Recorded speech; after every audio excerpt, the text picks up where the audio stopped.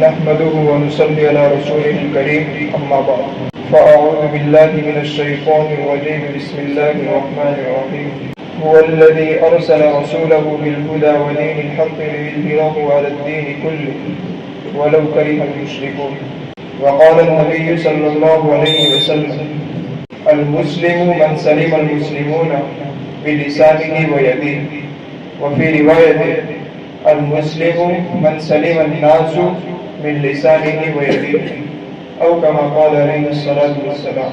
محترم سامعین کرام، اللہ تبارک و تعالیٰ کا بہت بڑا شکر ہے کہ اللہ تعالیٰ نے ہمیں ایمان والا اور دین والا بنایا ہے۔ یہ اللہ تعالیٰ کی بہت بڑی نعمت ہے۔ اللہ جس سے محبت فرماتے ہیں اسی کو یہ دولت عطا فرماتے ہیں۔ آپ ذرا تصور کیجیے، اللہ تعالیٰ کے لاڈلے نبی آپ علیہ السلام کی شدید خواہش کے باوجود خواجہ ابو طالب کو ایمان کی دولت نصیب نہیں ہوئی، ان کا انتقال ہوا بے ایمانی کی حالت۔ اللہ کے نبی علیہ السلام کو تکلیف ہوئی، صدمہ ہوا، تو اس وقت اللہ تعالیٰ نے ایک آیت نازل فرمائی، انک لا تہدی من احببت ولکن اللہ یہدی من یشاء، کہ ہدایت دینا یہ آپ کا کام نہیں بلکہ اللہ جسے چاہتا ہے اسے ہدایت عطا فرماتے ہیں۔ صحابہ کی ایک صفت کے بارے میں اللہ تعالیٰ فرماتے ہیں وَلَكِنَّ اللَّهَ حَبَّبَ إِلَيْكُمُ الْإِيمَانَ وَزَيَّنَهُ فِي قُلُوبِكُمْ۔ پتہ چلا کہ اللہ تعالیٰ جس سے محبت فرماتے ہیں اسی کو ایمان کی دولت سے نوازتے ہیں، اور اللہ تعالیٰ نے بندے پر جتنی بھی نعمتیں فرمائی ان تمام میں اگر ٹاپ لیول پر کوئی نعمت تو یہی صفت ایمان کی نعمت ہے۔ یہ ایسی نعمت کہ دنیا میں بھی اس کو ایک مسلمان کو سکون عطا کرتی اور آخرت میں تو ابدی کامیابی سے ہمکنار کرتی ہے۔ دنیا میں کامیابی یہ ہے کہ انسان کو سکون مل جائے، یہی سب سے بڑی کامیابی ہے۔ آج کے ڈیجیٹل ورلڈ کے اندر سب انسان ڈپریشن کے شکار ہیں، سب سٹریس کے شکار ہیں، ذہنی سکون چاہیے، مینٹل پیس چاہیے۔ تو ایمان کی دولت اگر کسی کو مل گئی، حقیقی ایمان، تو اس کو یہ اطمینان قلبی حاصل ہوگی۔ الا بذکر اللہ تطمئن القلوب، اور آخرت کی کامیابی تو یہی ایمان پر، ذالک هو الفوز المبین۔ اس لیے اس نعمت کی ہمیں قدر کرنی چاہیے، اس نعمت پر اللہ تعالیٰ کا شکر ادا کرنا چاہیے۔ دوستو، اتنا پتہ چل گیا کہ ہم ایمان والے ہیں، دین والے ہیں، لیکن دین کیا ہے، ایمان کیا ہے، اس کا بھی ہمیں پتہ ہونا چاہیے تاکہ ہم دنیا کو دین اور دین کو دنیا نہ سمجھیں۔ اگر میں آپ سے سوال کروں کہ دین کسے کہتے ہیں اور دنیا کسے کہتے ہیں، تو آپ میں سے اکثروں کا جواب یہی ہوگا کہ مسجد میں آ کر عبادت کرنا یہ دین ہے، دعوت و تبلیغ میں وقت لگانا دین ہے، خانقاہوں میں اپنی اصلاح کے لیے جانا دین ہے، مدرسوں میں تعلیم حاصل کرنا یہ دین ہے، اور اس کے علاوہ جتنے بھی شعبے ہیں، باہر کے جتنے بھی شعبے ہیں وہ تمام کے تمام دنیا ہے۔ چنانچہ تجارت کرنا دنیا ہے، کھیتی باڑی کرنا دنیا ہے، جاب تلاش کرنا دنیا ہے، اسی طریقے سے سیلس مین شپ کرنا یہ دنیا ہے، اپنا سٹارٹ اپ کسی جگہ کھڑا کرنا، تجارت کرنا یہ دنیا ہے۔ الغرض 3-4 چیزوں کے علاوہ جتنی بھی چیزیں باہر کی ہیں جو مارکیٹ لائن کی، ان تمام کو ہم دنیا سمجھتے ہیں۔ حالانکہ یہ بہت بڑی غلط فہمی ہے دوستوں، بہت ہی بڑی غلط فہمی ہے۔ ہم جس چیز کو دنیا سمجھتے ہیں وہ صرف دنیا نہیں ہے بلکہ اس کے لیے بہت سی الگ شرطیں ہیں۔ دراصل یہاں پر غور کرنے کا مقام یہ ہے کہ ہم نے ان چیزوں کو دنیا کیوں سمجھنی ہے۔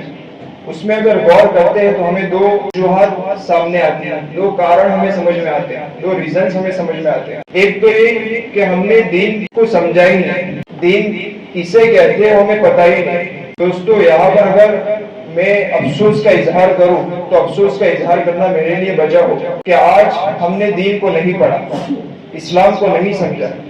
آج ہم سب کچھ پڑھتے ہیں، ہر چیز سیکھنے کی کوشش کرتے ہیں، ہر چیز سمجھنے کی کوشش کرتے ہیں، لیکن اگر نہیں سمجھنے کی کوشش کرتے ہیں تو اسلام ہے، قرآن کریم ہے۔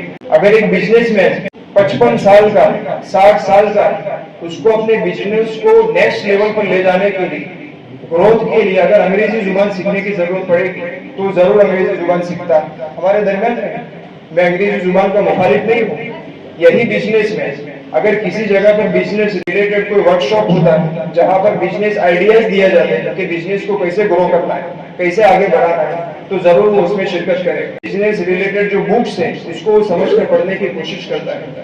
ہمارے طلبہ، عصری تعلیم یافتہ جو طلبہ ہوتے ہیں، وہ جب ایگزام کا وقت آتا ہے، خاص طور پر جو کمپیٹیٹیو ایگزامز ہوتے ہیں، गुजरात लेवल पर जो GPSC का होता है और नेशनल लेवल पर जो UPSC का होता है, इसी तरीके से IPS है, IAS है, IFS है, इसके एग्जाम बच्चे जब देते हैं और उसकी तैयारी करते हैं तो कितनी मेहनत करते हैं, हर टॉपिक को अच्छी तरीके से समझने के लिए कितनी बुक्स पढ़ते हैं।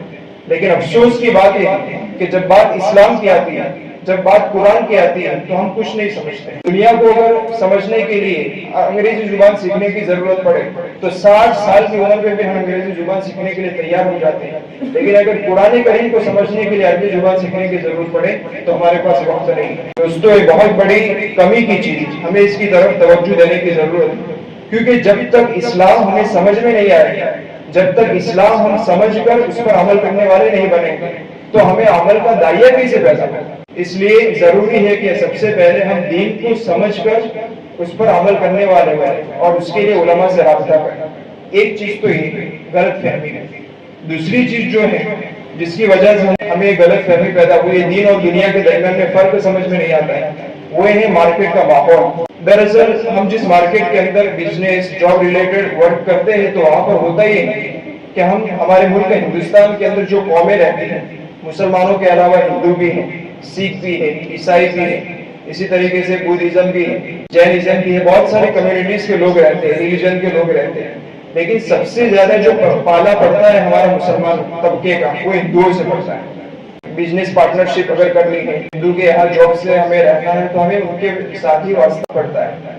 अब होता यूं है कि हिंदुइज्म जो है और हिंदू के अलावा जितने भी दूसरे मज़ाहिब बातिला है, उन तमाम के अंदर कदरे मुश्तरक ये कि उनके यहाँ जो दीन है, जो मजहब है, उनका मजहब सिर्फ इबादतों और रसूमात तक महदूद है। यानी हिंदू मत इतना बताता है कि मंदिरों में रहकर साल के अंदर मखसूस दिनों के अंदर पूजा पाठ करनी है, पूजा स्थल के अंदर जाकर कुछ रसूमात अदा करनी है और बस।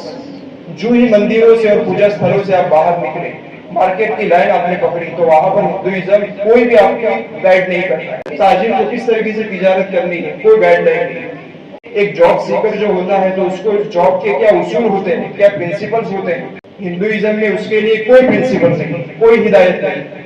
इसी तरीके से मंदिर में जो यानी समझो कि जो इबादतें की जाती हैं, जो रसूमात अदा की जाती है, जो पूजा पाठ की जाती है, उसके अलावा बाहर की जिंदगी में इंसान आजाद है, उसको जो भी करना हो कर सकता है, एक उसके लिए चाहिए, सिर्फ प्रॉफिट आना चाहिए।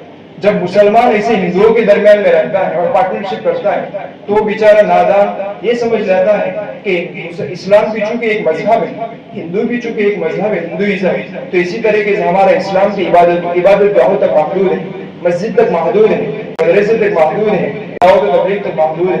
लेकिन जब वो मार्केट के सफर करता है तो इस वक्त यही समझता है कि वहां पर इस्लाम ने हमें कोई गाइड नहीं, इस्लाम ने हमें कोई प्रिंसिपल्स और हिदायत नहीं। तो ये जो हुआ मार्केट के माहौल से मुतासिर हुआ, और दरअसल मुतासिर जो हुआ वो भी इल्म होने की वजह से।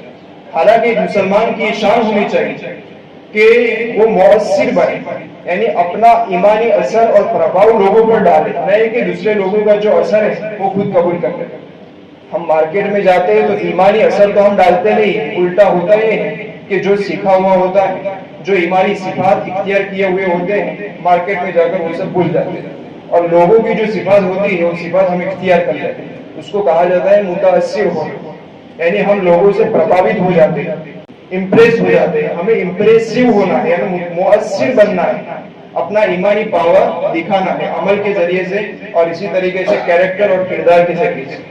दोस्तों, अगर हम तारीख पर नजर डालते हैं तो जितनी भी बड़ी बड़ी शख्सियत गुजरी हैं, उन तमाम के अंदर कॉमन चीज यही थी कि वो जब भी मार्केट में जाते तो मार्केट के माहौल एनवायरनमेंट से वो मुतासिर नहीं होते थे, बल्कि अपना असर दिखलाते थे। चुनांचे तारीख इस्लाम की सबसे अजीम शख्सियत आप अलैहिस्सलाम की सीरत का मुताला करते हैं तो हमें पता चलता है मक्का का माहौल कैसा था। शिर्क का गलबा था, दबदबा था, कानून ही शिर्क था। शिर्क के खिलाफ और कुफ्र के खिलाफ एक बात भी बयान करना वहां पर जुर्म था। लेकिन ऐसे मुखालिफ माहौल के अंदर एक बंदा खड़ा होता है, तौहीद का आलम लेकर पहले और अपना असर डालने की कोशिश करता है। पूरा मार्केट پورا مکہ کا معاشرہ توحید کے خلاف ہے، لیکن وہ اس سے متاثر نہیں ہوتا ہے، اپنا اثر ڈالنے کی کوشش کرتا ہے۔ پہلے دن اثر نہیں پڑتا ہے، دوسرے دن اثر نہیں پڑتا ہے، ایک سال میں اثر نہیں پڑتا ہے، لیکن ایک وقت آتا ہے کہ پورا جزیرۃ العرب اس کے اثر سے متاثر ہوتا ہے۔ ایک بندہ جو کسی زمانے میں چلا تھا اکیلا، لیکن اس کے عزم و حوصلہ اور اپنے مشن پر فوکس کرتے ہوئے جب چلتا ہے تو کارواں اس کے ساتھ جڑتا جاتا ہے، اور ایک وقت ایسا آتا ہے حجۃ الوداع کے موقع پر تقریباً 1,24,000 صحابہ کے دلوں پر وہ اثر ڈال چکا ہے۔ یہ ہے مومن کی صفت۔ یہی صحابہ جن پر اللہ کے نبی علیہ السلام نے اپنا ایمانی اثر ڈالا تھا، وہ جب پوری دنیا میں پھیل گئے، وہ صرف مکہ میں نہیں رہے، مدینہ میں نہیں رہے، بلکہ پوری دنیا میں پھیل گئے، تجارت کے غرضے سے بھی گئے۔ چنانچہ ہمارے ملک ہندوستان کے اندر جو ساحلی علاقے ہیں وہاں پر صحابہ کا اور تابعین کا آنا ثابت ہے۔ اسی طریقے سے ہمارے گجرات کا جو ساحلی علاقہ ہے، دریا کنارے کے آس پاس کا جو علاقہ ہے، وہاں پر بھی صحابہ کا اور اسی طریقے سے جو تابعین ہیں ان کا آنا ثابت ہے، فروج وغیرہ کے علاقے میں۔ تو وہاں پر بھی جو صحابہ آئے اور جو تابعین آئے وہ تاجر بن کر آئے، لیکن وہ صرف تاجر نہیں تھے، ہندوستان کے ماحول سے وہ متاثر نہیں ہوئے، بلکہ وہ تاجر کے ساتھ ساتھ داعی اسلام بھی تھے۔ انہوں نے اپنے سچے بول کے ذریعے سے اور اپنے کیریکٹر اور عمل کے ذریعے سے اسلام کی دعوت کو چار دانگے عالم میں پھیلایا۔ یہی وجہ ہے کہ ہندوستان میں اس وقت اسلام نہیں تھا، شرک تھا، لیکن اس کے وہ شرک کی برائیوں سے متاثر نہیں ہوئے۔ پورا ملک ہندوستان میں شرک تھا، لیکن وہ شرک سے متاثر نہیں ہوئے، بلکہ چند صحابہ آئے تھے، چند تابعین آئے تھے، انہوں نے اپنا ایمانی پربھاؤ ڈالا، اور اس کا فائدہ یہ ہوا جو آج ہم دیکھ رہے ہیں کہ آج ہم مسجد میں بیٹھ کر ہم عبادت کر سکتے ہیں، یعنی سب مسلمان کی ایک فضا ہم دیکھ سکتے ہیں، اسلام کی ایک فضا دیکھ سکتے ہیں۔ ہمارے ملک ہندوستان کیا پوری جگہ پر اسلام اللہ تعالیٰ نے پھیلا دیا۔ ایسا کیوں ہوا؟ اس صفت کی وجہ سے۔ یہ جو صفت ہے ایمانی صفت، کہ ہم جہاں کہیں بھی جاویں ایمان کی صفت کے ساتھ جائیں۔ ایمانی صفت کا مطلب یہ ہے کہ ہم قول کے ذریعے سے جب بولیں تو سچا بولیں، کسی سے وعدہ کریں تو اس کی خلاف ورزی نہ کریں، جب بولیں تو جھوٹ نہ بولیں، کسی سے اگر یعنی ڈیلرشپ ہو گئی تو اس کو دھوکہ نہ دیں، اپنا کیریکٹر اپنے اخلاق ایسے رکھے جو اسلام نے ہمیں بتائے۔ جب اس طریقے سے ہم کوشش کریں گے دوستوں تو پورا مارکیٹ کا ماحول جو ابھی خدا بیزاری والا ماحول ہے، اللہ تعالیٰ اس کو اسلام والا ماحول بنا دے گا۔ اب یہاں پر رہتے ہوئے ہمیں ایک بہانہ ملتا ہے، بہانہ ہی ملتا ہے کہ ہندوستان کا جو ماحول ہے وہ اسلام مخالف ماحول ہے، یہاں پر ہم عملی دعوت بھی دے سکتے ہیں نہیں۔ لیکن دوستو مکی دور کے اندر آپ علیہ الصلوۃ والسلام نے جن مخالفتوں کا سامنا کیا ہے، اتنی مخالفت کا سامنا ہندوستان میں نہیں ہے۔ میں نے بھی آپ کو بتایا کہ پورا مکی دور کے اندر شرک کا غلبہ تھا، کفر کا غلبہ تھا، توحید کا ایک لفظ بولنا بھی اپنے آپ کو کٹہرے میں کھڑا کرنے کے مماثل تھا۔ لیکن ایسے ماحول کے اندر ایسے یعنی گویا کہ مکہ کا قانون ہی شرک تھا، شرک کے خلاف بولنا جرم عظیم تھا۔ ایسے ماحول کے اندر بھی اللہ کے نبی علیہ الصلوۃ والسلام اٹھ کر پورے معاشرے کو بدل دیتے ہیں اور انقلاب عظیم برپا کر دیتے ہیں۔ حالانکہ ہندوستان، اور اگر ہندوستان کا ہم دیکھیں تو ہندوستان کا ماحول میں سمجھتا ہوں کہ اسلام مخالف بننے جا رہا ہے، لیکن ایسا نہیں جیسا مکی دور میں تھا اللہ کے نبی علیہ الصلوۃ والسلام کے زمانے میں۔ اور سب سے بڑی بات کہ ہندوستان کا جو سنویدھان ہے، کانسٹیٹیوشن آف انڈیا، وہ ہمیں اس بات کی اجازت دیتا ہے کہ ہم اپنے مذہب پر خود عمل بھی کر سکتے ہیں اور اس کی تبلیغ بھی کر سکتے ہیں۔ ہندوستان کا جو سنویدھان ہے اس کا آرٹیکل 25 وہ ہمیں اجازت دیتا ہے کہ ہم مذہب کو پر پریکٹس بھی کر سکتے ہیں اور اس کو پروپیگیٹ بھی کر سکتے ہیں، یعنی اس کی ہم تبلیغ بھی کر سکتے ہیں۔ تو جب ہندوستان کا قانون ہمارے ہاتھ میں ہے، ہندوستان کا سنویدھان ہمارے ہاتھ میں ہے، مائنورٹیز ہم مسلمان کے ہاتھ میں ہے، تو پھر کس چیز کا ہے؟ اور دوسری بات ہے کہ ہمیں جا کر کوئی جنگ و فساد تو کرنا نہیں، ہمیں میں نے کہا مؤثر بننے کا مطلب یہ ہے کہ ہم اپنے قول کے ذریعے سے اور عمل کے ذریعے سے اسلام کی سچی تصویر پیش کریں، بس اتنا مطلب ہے۔ جب ہم کسی سے بزنس ڈیل کریں تو اس وقت اس کو دھوکہ نہ دیں، جب کسی سے وعدہ کریں تو وعدہ خلافی نہ کریں، جب مارکیٹ میں ہم کسی سے بات کریں تو کبھی بھی اس سے جھوٹ نہ بولیں۔ بس یہی کچھ صفات ہیں، ان صفات کے ساتھ جب ہم یہاں سے جائیں گے تو اس وقت دوستو یہ جو صفات ہیں اس میں زیادہ محنت کی ضرورت نہیں پڑتی ہے، صرف توجہ دینے کی ضرورت پڑتی ہے۔ اگر ہم ان صفات پر آ گئے تو آنے والے چند سالوں کے اندر میں گارنٹی کے ساتھ کہہ سکتا ہوں کہ مارکیٹ کا جو ملحدانہ جو ماحول ہے وہ ماحول اسلامانہ ماحول بن جائے گا. لوگ مسلمان نہیں ہوں گے لیکن مسلمانوں سے محبت کرنے والے بن جائیں گے. ابھی جو پورے انڈیا کے اندر نفرت کا ماحول ہے یہ ہم صرف نفرت کا رونا روتے ہیں لیکن عمل کرنے کے لیے تیار نہیں ہیں. اگر اپنے عمل کے ذریعے سے ہم نے مارکیٹ کا ماحول اگر ہم چاہیں تو اس کو سدھار سکتے ہیں اور اس کا طریقہ وہی ہے جو مسلمان کی ایک شان ہوتی ہے, وہ ہے کہ مؤثر بننا ہے, متاثر بننا نہیں ہے. تو آج کی بات کا میسج اور لب لباب اور خلاصہ یہی ہے کہ یہاں سے جب ہم باہر جائیں تو باہر جا کر باہر کے رنگ میں رنگنا نہیں ہے بلکہ اپنا رنگ دکھانا اور وہ ہے اسلام والا رنگ. اللہ تعالیٰ ہمیں سننے اور بولنے سے زیادہ عمل کی توفیق عطا فرمائے. وآخر دعوانا